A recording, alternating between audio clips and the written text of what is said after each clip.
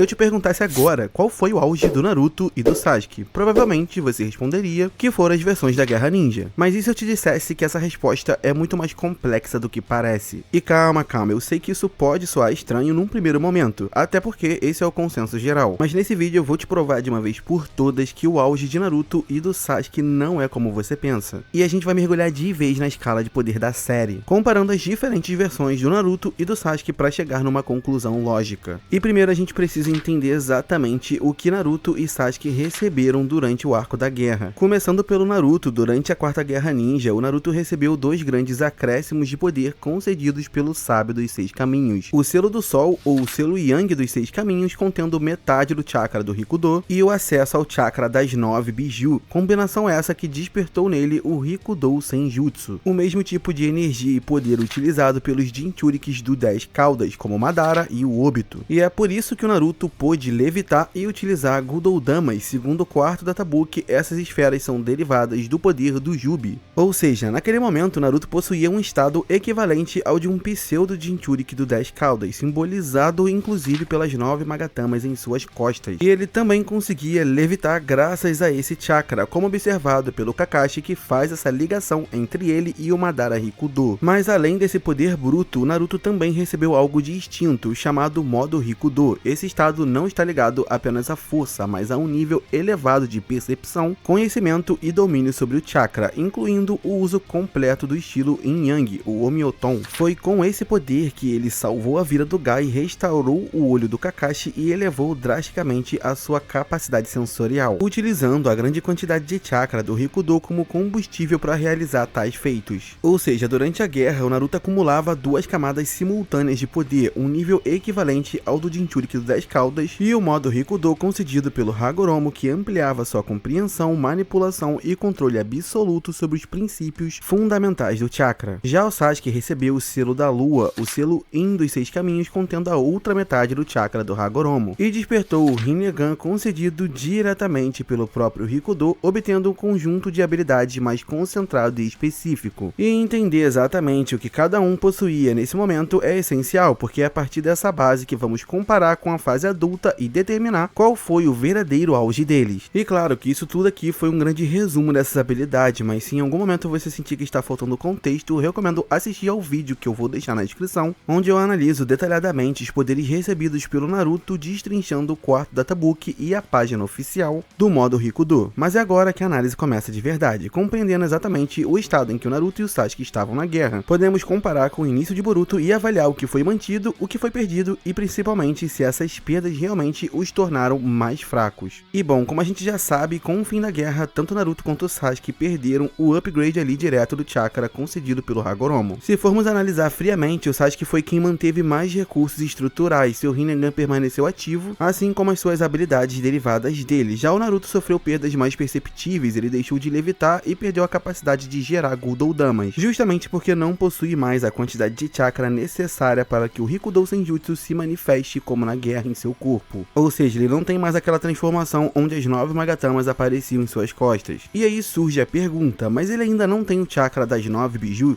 Tem, mas não na mesma proporção. Durante a guerra, o Naruto recebeu uma quantidade massiva e concentrada desse chakra. Após o conflito, essa conexão não se manteve no mesmo nível. O próprio Sasuke indica essa mudança já no final de Naruto. E além disso, as Biju não são subordinadas ao Naruto, elas cooperam com ele, mas não permanecem constantemente enviando chakra ou se comunicando. Então não existe mais aquele fluxo contínuo que sustentava o estado equivalente ao de Jinchuriki do 10 Caudas. E o Naruto ainda perdeu o chakra do Hagoromo que ele possuía no selo Yang. Ainda assim, estamos falando do Naruto. Mesmo com essas perdas, ele encontrou formas de equilibrar o seu poder e continuar em um patamar absurdamente elevado. E é aí que a análise começa a ficar interessante. Primeiro ponto, Naruto e Sasuke agora são adultos na casa dos 30 anos, com mais de uma década adicional de experiência desde a guerra. E isso não é um detalhe irrelevante, a própria base do chakra está diretamente ligada a esse fator. E se você ficou confuso, calma aí que eu vou te explicar. Lembra lá do clássico quando a Sakura estava explicando sobre o chakra? Então, lá no primeiro databook é explicado que o chakra é o resultado da combinação entre a energia corporal, a energia física e a energia espiritual. Esse conjunto forma a chamada estamina. O ninja desenvolve essas duas energias ao longo da vida, a energia física por meio de treinamento corporal, o treinamento físico, o fortalecimento do corpo, e a energia espiritual através do estudo, amadurecimento e experiência acumulada ao longo da vida. Logo, quanto mais o tempo passa, a lógica, especialmente para ninjas que continuam ativos e treinando, maior tende a ser o desenvolvimento dessas duas fontes. Consequentemente, Naruto e Sasuke adultos possuem em estado base mais chakra do que possuíam quando adolescentes. E isso é extremamente importante para essa análise, lembrando que eu tô falando da forma base, porque se a base deles é superior, qualquer transformação ou amplificador aplicado sobre essa base também escala proporcionalmente. Em outras palavras, mesmo que tenham perdido certos recursos específicos na guerra, o ponto de partida deles em Boruto é naturalmente mais alto. E isso muda completamente a forma como avaliamos se eles realmente ficaram mais fracos ou se apenas deixaram de depender de um poder externo temporário. E antes que alguém venha com aquele discurso de que o Naruto só fica sentado na sala do Hokage, é importante lembrar que isso não condiz com a linha do tempo. Após a guerra, ele ainda passou uns bons anos extremamente ativo, participando de missões e confrontos e até dando aula, algo que é mostrado nas novels, ou seja, ele não simplesmente estagnou de vez depois da guerra. Mesmo em Boruto, ele continua acumulando experiência e conhecimento como Hokage, e isso impacta diretamente a sua energia espiritual, que é uma das bases do chakra. Além disso, existe um outro fator fundamental. O primeiro braço do Naruto após a guerra foi feito com as células do Hashirama. No episódio 159 de Boruto, quando Konohamaru explica sobre essas células, ele deixa claro que quando não há rejeição, como no caso do Naruto, os ninjas de energia física e poder do usuário aumentam drasticamente. Mais energia física significa sim mais chakra, já que é uma das bases da estamina que, quando convertida, gera o chakra. E também significa atributos físicos naturalmente superiores mesmo em estado base. Então perceba o cenário: enquanto Naruto continua expandindo a sua energia espiritual através de experiência e amadurecimento, a sua energia física já foi amplificada pelas células do Hashirama. Mesmo que minimamente, ainda estamos falando de alguém da linhagem Uzumaki com herança Senju, descendentes do Ashra Otsutsuki. Os Senjus herdaram o corpo, estamina e vitalidade do Rikudo, o que significa que naturalmente a estamina e a energia física do Naruto sempre estiveram muito acima da média mesmo sem treinamento. Então, mesmo sem depender de um buff externo, sua base adulta é absurdamente elevada. E se ainda restam dúvidas sobre isso, basta observar o desempenho do Naruto em combate contra o Momoshiki, que estava em sua forma final. Mesmo na sua forma base, Naruto consegue escalar com esse Momoshiki, desviar, reagir e trocar golpes diretamente com ele. E estamos falando de um Momoshiki que nessa forma derrotou os Kages com extrema facilidade. Eles que são, teoricamente os ninjas mais poderosos do mundo depois do Naruto e do Sasuke. E aí, se você já acha isso absurdo, ainda entra um outro detalhe. Esse Naruto já estava completamente desgastado. Ele havia desperdiçado uma quantidade absurda de chakra para proteger a vila do ataque inicial do Momoshiki, além de ter tido uma grande porção do chakra da Kurama absorvida pelo próprio Momoshiki. Ou seja, aquele Naruto provavelmente não estava nem com 50% de sua capacidade total de combate. Ainda assim, conseguiu acompanhar e pressionar um oponente que havia superado vários Kages quase instantaneamente e dito pela narrativa como sendo uma ameaça do mesmo nível da Kaguya. E sim, eu sei que vai ter gente questionando esse ponto, mas já entramos mais a fundo nele. Porém, de qualquer forma, já adiantando, é estabelecido sim pela trama que o Momoshiki é uma ameaça do mesmo patamar ou superior à deusa Coelho. Lembrando que a primeira versão de toda essa história, a do filme, foi escrita pelo próprio Kishimoto. Em outro detalhe para você entender esse nível aí do Momoshiki forma final, ele absorveu o Kinshiki, ou seja, tudo que era do Kinshiki passou pro Momoshiki. Ele conseguiu, por exemplo, o Odashinagi, uma técnica especial do Kinshiki, assim como as suas habilidades de combate corpo a corpo, já que, se vocês perceberem, o Momoshiki não é um bom lutador. Ele evita esse tipo de confronto, mas o Kinshiki, ele é muito bom em Taijutsu. E a prova disso é que o Kinshiki estava escalando lá com o Sasuke na dimensão da Kaguya, numa das cenas de lutas mais legais de toda a série. E as habilidades desse Kinshiki aí passaram pro Momoshiki, formando uma combinação perfeita dos dois. E ainda assim, o Naruto, mesmo desgastado na sua forma base, não deu mole pra ele. Ou seja, o Naruto adulto, mesmo em base severamente nerfado, ainda opera em um nível extremamente elevado, que reforça a ideia de que sua base atual é muito superior à versão adolescente base. E eu vou além. Esse Naruto aí só é superado pelas versões ali do modo Rikudo e com poderes do Hagoromo na guerra. Já no caso do Sasuke, isso é ainda mais evidente. Ele passou anos viajando pelo mundo Shinobi, investigando dimensões e se preparando constantemente para uma ameaça do nível da Kaguya. Então a ideia de que eles simplesmente ficaram mais fracos ignora completamente a evolução natural da base de ambos. E além disso tudo, se você acha pouco, o Naruto ainda é o pilar humano do 10 Caudas na Terra. Isso é confirmado na novel Shikamaru Hiden, que se passa após a guerra, justamente pelo Naruto manter dentro de si fragmentos de todas as 9 bestas com cauda. Mas veja bem, isso isso não significa que ele tem o chakra de todas elas na mesma proporção da guerra, mas sim que ele possui traços desse chakra e influência pelo tempo que ficou com eles, e se você duvida, saca só. A partir do momento em que o Naruto recebeu o chakra das Biju, ele estabeleceu uma ligação permanente com elas. Um exemplo claro disso é o Obito. Mesmo após deixar de ser o Jinchuriki do Jubi, o Madara comenta que ele ainda conseguia extrair pequenas porções do chakra do Hashibi e do Shukaku justamente por já ter sido o hospedeiro do Jubi. Então é como se o Obito ainda tivesse fragmentos desse chakra dessas bestas dentro dele que reagissem ao chakra das bestas no Madara. Ou seja, o vínculo não desaparece simplesmente quando o estado de Jinchuriki é encerrado. Outro ponto ainda mais forte, quando o Obito transfere o chakra pro Kakashi, permitindo que ele utilize temporariamente o Mangekyou Sharingan, ele também acaba transmitindo uma fração do poder do Rikudo, do chakra do Rikudo, e isso acontece mesmo depois dele não ser mais o Jinchuriki. Isso prova que resíduos daquele poder permanecem no corpo do usuário. E esse mesmo raciocínio se aplica ao Naruto, mesmo que hoje ele não possua mais a mesma quantidade massiva de chakra das Bijus, ou que essa conexão não funcione da mesma forma, o simples fato dele ter acessado todo esse poder e ter se tornado uma espécie de pseudo Jinchuriki deixou marcas permanentes em sua constituição. Esse tipo de contato com um nível tão elevado de chakra não simplesmente some. Isso ajuda a explicar porque mesmo em sua forma base adulta, o Naruto continua operando em um patamar absurdamente alto. Além disso, o chakra das Bijus não concedeu apenas habilidades momentâneas durante a guerra, mas moldou o corpo do Naruto de forma permanente, fortalecendo toda a sua constituição física, seu fluxo de chakra e sua velocidade. Esse tipo de influência já foi demonstrado em outras vezes na obra. Um exemplo são os filhos de Jinchurikis que entram em contato com o chakra da besta durante a gestação e sofrem influência direta e duradoura em sua constituição, como aconteceu com a Himawari, que possuía dentro de si uma pequena quantidade de chakra que foi usada como um ponto de partida para Kurama renascer. Outro caso emblemático é dos irmãos Ouro e Prata, o Kinkaku e o Ginkaku. Eles permaneceram cerca de 2 semanas dentro do Kurama e chegaram a se alimentar de sua carne. Quando foram expelidos, retornaram com um aumento de poder gigantesco e habilidades semelhantes às de um Jinchuriki, ou seja, apenas o contato prolongado com o chakra de uma Biju já é o suficiente para alterar permanentemente o corpo de alguém. No caso do Naruto, estamos falando de alguém que não apenas teve contato, mas que sincronizou seu chakra com todas as 9 Biju. Em resumo, mesmo que ele não possa mais acessar o Rikudo Senjutsu como na guerra, todo esse processo transformou sua estrutura física e energética de forma definitiva, ampliando suas reservas naturais e refinando seu controle de chakra. E isso é um dos principais motivos pelos quais o Naruto adulto, mesmo em base, continua sendo extremamente poderoso. Além disso, não podemos ignorar outro ponto crucial: o Naruto ainda mantém o modo Rikudo. Contra o Ishiki, o próprio Naruto confirma esse estado e a manifestação visual no anime reforça isso. Na novel 3 de Boruto, o pai da Sumire, Tanuki Shigaraki, afirma que seria impossível para ela enfrentar o Naruto justamente por conta do modo Rikudo que o Hagoromo ensinou. Isso indica que o Naruto ainda possui o conhecimento avançado e o domínio técnico adquiridos naquele estado, incluindo o controle pleno das transformações da natureza. Outro detalhe crucial é que, diferente da guerra, o Naruto passou a ter a Kurama completa. Durante o conflito, ele operava com apenas metade do poder total da Kurama, e mesmo assim alcançou feitos absurdos, agora com a outra metade integrada, somado à sua base adulta amplificada, à evolução física e espiritual ao longo dos anos, e ao gerenciamento refinado proporcionado pelo modo Rikudo. O resultado é um Naruto ainda extremamente poderoso. Então sim, ele não depende mais daquele estado específico da guerra para se manter no topo. A estrutura atual dele por si só já o coloca em um patamar altíssimo. Lembrando que o Naruto, na luta contra a Delta, demonstrou que ainda pode usar o Rasen Shuriken estilo lava do Son Goku. Ele também ainda tem a sua base sensorial, que ele demonstrou na luta contra o Ishiki. Já o caso do Sasuke segue uma linha semelhante, com a diferença de que ele foi quem mais permaneceu ativo e em constante movimento ao longo desses anos. Desde o fim da guerra, o Sasuke passou a viajar pelo mundo Shinobi, investigando ameaças e se preparando para um possível retorno de um perigo do nível da Kaguya. Então, enquanto Naruto evoluía como Hokage, o Sasuke evoluía em campo. Um exemplo claro da escala dele aparece em The Last. Com apenas 19 anos, pouco tempo após a guerra, um Chidori comum do Sasuke é capaz de destruir metade de um meteoro que iria destruir Konoha, e estamos falando de um jutsu base. Só para efeito de comparação, na mesma época, o Kakashi já utilizava o Shiden, o raio roxo, uma versão mais refinada do antigo Haikiri. Ainda assim, quem resolve a situação com autoridade é o Sasuke. Isso demonstra que, mesmo jovem, ele já operava em uma escala muito acima do padrão Kage, e vale um parêntese: subestimar o Kakashi pós-guerra é um erro. Uma dessas fases mais completas é como Kage, e isso é detalhado mais em novels. Se vocês quiserem, depois eu posso fazer um vídeo só sobre o Kakashi, mas eu só tô usando ele nessa comparação para vocês verem o quão absurdo é esse feito do Sasuke em destruir aquele meteoro. Então, se o Sasuke com 19 anos já apresentava esse nível com um simples Chidori, contendo um ataque com potencial de destruir uma vila, imagina a progressão após mais de uma década de treinamento contínuo e domínio cada vez maior do Rinnegan. Isso reforça a mesma lógica aplicada ao Naruto: a base adulta deles não é inferior, ela é estruturalmente superior. E continuando, durante a guerra, o Sasuke ainda era extremamente inexperiente com o Rinnegan, ele precisava recarregar constantemente após usar certas habilidades, e a própria Kurama comenta que ele ainda não estava totalmente acostumado com aquele olho, ou seja, apesar do poder bruto ser absurdo, o domínio técnico ainda estava em desenvolvimento. Já em Boruto estamos falando de um Sasuke com mais de uma década de experiência, ele entende melhor os seus limites, o consumo de chakra e as aplicações estratégicas de cada habilidade. E você quer um exemplo claro dessa evolução? Foi na fase adulta que a capacidade de abrir portais interdimensionais com o Rinnegan passou a ser explorada de forma consciente, tornando-se uma das principais ferramentas do Sasuke. Lá na guerra, viajar entre dimensões da Kaguya já demonstrava um consumo absurdo de chakra, mas na fase adulta o Sasuke não apenas repete esse feito, ele o faz com frequência, usando essa habilidade como parte de sua rotina de investigação. E quando você combina um poder já absurdo com anos de refinamento técnico, o resultado é um Sasuke muito mais eficiente e perigoso do que sua versão adolescente. Sasuke também demonstra acompanhar a velocidade do Naruto utilizando o modo Kurama completo combinado ao modo Rikudo contra o Momoshiki. E para isso, Sasuke utiliza o Raiton como suporte para amplificar ainda mais os seus reflexos e movimentação. Além disso, ele demonstra versatilidade ao utilizar até mesmo o estilo Gilo, uma imitação técnica da Kekkei Genkai original, e continua recorrendo a habilidades clássicas do Rinnegan, como o caminho Deva através do Shibaku Tensei. Agora, é importante esclarecer um ponto: o fato do Sasuke não utilizar constantemente todos os caminhos do Rinnegan não significa que ele foi nerfado. Isso é um dos maiores absurdos que a fandom de Naruto inventou. Se esse fosse o critério, praticamente então todos os usuários do Rinnegan após o Nagato estariam nerfados, porque foi apenas ele quem explorou os caminhos de forma mais completa. Até mesmo Madara, que era o portador original desses olhos, utilizou apenas uma pequena parte do arsenal disponível. A verdade é que isso está muito mais relacionado à abordagem narrativa adotada pelo Kishimoto em relação ao Rinnegan após o arco do Pain do que qualquer limitação real do Sasuke. E inclusive eu explico isso em detalhes em um vídeo específico, eu vou deixar aí nos cards na descrição para quem quiser entender a fundo por que o Sasuke não utiliza todos os poderes do Rinnegan o tempo inteiro, confere lá depois. Agora, antes de continuar, a gente precisa desmentir alguns argumentos que são usados o tempo todo para desmerecer essa versão do Sasuke. Principalmente aquela cena em que o Rinnegan dele é destruído pelo Borushiki. Muita gente usa isso como prova de que ele foi nerfado, mas vamos analisar a situação. Primeiro ponto, o Sasuke já estava extremamente desgastado depois da luta contra o Ishiki, ele basicamente apanhou o combate inteiro, gastou chakra e estava no limite físico. Segundo ponto, o inimigo principal tinha acabado de ser derrotado, no caso o Ishiki. Então naturalmente a tensão do campo de batalha diminui e o personagem relaxa. E é exatamente nesse momento que qualquer um baixa a guarda, ainda mais depois de enfrentar o Ishiki. Mas existe um terceiro ponto, esse quase ninguém menciona: os Otsutsukis têm a capacidade de apagar completamente a própria assinatura de chakra. Isso é revelado mais a fundo pela Eida, ou seja, o ataque não foi apenas rápido, ele foi indetectável dentro das regras estabelecidas pelo próprio sistema da obra. Inclusive o Momoshiki pega o Naruto dessa mesma forma lá na arena. E olha que o Naruto tem habilidade sensorial. Mas agora vamos para um outro argumento que muita gente repete sem analisar direito, que é de que na guerra o Sasuke usava o Amenotejikara de forma mais eficiente, usando como exemplo aquela cena onde ele aparentemente coloca a sua espada dentro do Madara.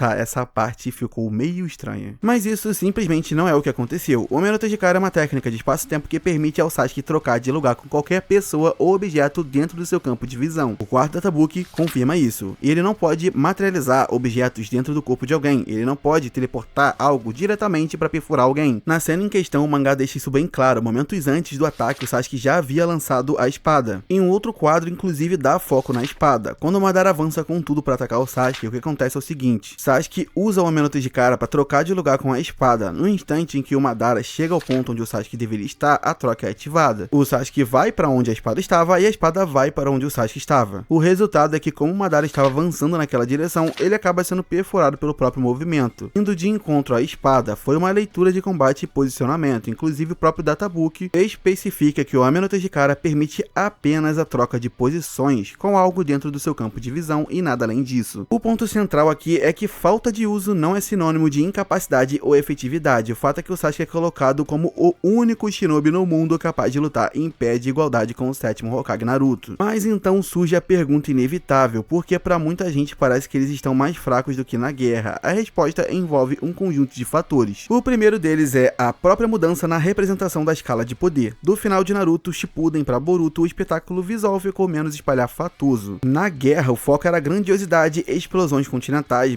meteoros caindo do céu, avatares gigantescos, batalhas com proporções quase divinas. O impacto visual era imediato, já em Boruto a abordagem muda, os confrontos passam a ser mais técnicos, mais concentrados, com menos destruição em larga escala e mais ênfase em velocidade, precisão, estratégia e porrada. Isso não significa necessariamente que o nível de poder diminuiu, significa que a forma de representar esse poder mudou. Inclusive, em uma entrevista na Jump Festa de 2017, o Kishimoto comentou justamente sobre essa questão da escala de poder, explicando a necessidade de ajustar a forma como o poder seria retratado dali em diante. E ele diz que por conta de tudo que foi feito com Naruto, ele não poderia deixar de ter algumas coisas que seriam repetidas. Então, o Kishimoto se preocupava com a história sendo muito similar e com o Naruto e o Sasuke tornando-se tão fortes e as batalhas ficando cada vez numa escala maior, agora você teria os seus filhos lutando, então a escala iria parecer menor, e ele não queria que parecesse que faltava alguma coisa. Então o foco deveria ser expressar as coisas de forma diferente ou pensar em novas ideias, e essas questões o preocupavam. Essa mudança de abordagem influencia diretamente a percepção do público, porque quando o espetáculo visual diminui, a sensação instintiva é de que o poder também diminuiu, mesmo que tecnicamente isso não seja o caso, e é aí que a discussão começa a ficar ainda mais interessante. Basicamente, o que o Kishimoto deixa implícito é que Naruto e Sasuke se tornaram tão poderosos ao final de Naruto que, com a entrada dos seus filhos na história, a escala inevitavelmente precisaria ser reajustada, não porque eles ficaram mais fracos, mas porque a narrativa precisava abrir espaço para a nova geração. Se tudo continuasse no mesmo nível visual destrutivo da guerra, seria praticamente impossível inserir Boruto e os demais personagens na trama, pelo menos não de forma relevante, então Kishimoto optou por representar o poder e combate de maneira diferente. Isso se reflete tanto no estilo das lutas quanto no tipo de habilidades dos novos antagonistas, que parecem com conceitos mais simples, mas muito legais, como o Sukuna Hikone e o Daikokuten do Ishiki. Então, na visão do próprio autor, Naruto e Sasuke continuavam bem fortes, e justamente por isso se tornaram um problema narrativo. Se analisarmos a história internamente, a própria trama sugere que a ameaça do Momoshiki é comparável ou ao menos próxima à da Kaguya. Não estou afirmando categoricamente que ele é superior, inclusive eu pretendo abordar isso num vídeo específico, mas a narrativa claramente quer convencer o público de que o Momoshiki é uma ameaça a ser temível como a Kaguya era. Na novel Sasuke Shinden, pouco depois da guerra, já se fala sobre a possibilidade de uma futura ameaça no nível da Kaguya, algo que preocupava o Sasuke, e no filme Boruto, escrito pelo próprio Kishimoto, o Sasuke confirma as suas suspeitas. Então a intenção aqui do autor é clara, devemos temer Momoshiki tanto quanto temíamos a Kaguya. Dentro da lógica da história, portanto, a escala de poder não diminuiu, ela continua avançando. Além disso, Ikemoto, que é o atual desenhista de Boruto e ex-assistente do Kishimoto por anos em Naruto, tem forte inspiração em Dragon Ball, especialmente no estilo de combate mais direto, veloz e focado em trocação. Isso também influencia a forma como o poder é representado visualmente. No fim das contas, independentemente das nossas análises e opiniões pessoais, é essa a mensagem que a própria série tenta transmitir. A escala mudou de forma, mas não necessariamente de nível. Mas diante de tudo isso, qual é o auge de Naruto e Sasuke? E depende, mas calma, isso não é ficar em cima do muro. A definição de auge seria algo como o ponto mais elevado, o momento de maior intensidade ou o grau máximo que alguém pode atingir. A questão é auge em quê? Em poder bruto, em técnica, em experiência. Quando a maioria das pessoas falam em auge, geralmente estão pensando na versão mais poderosa em termos absolutos, cheias de hacks, efeitos explosivos e demonstrações grandiosas. Se for nesse critério, poder bruto e recursos extraordinários, então sim,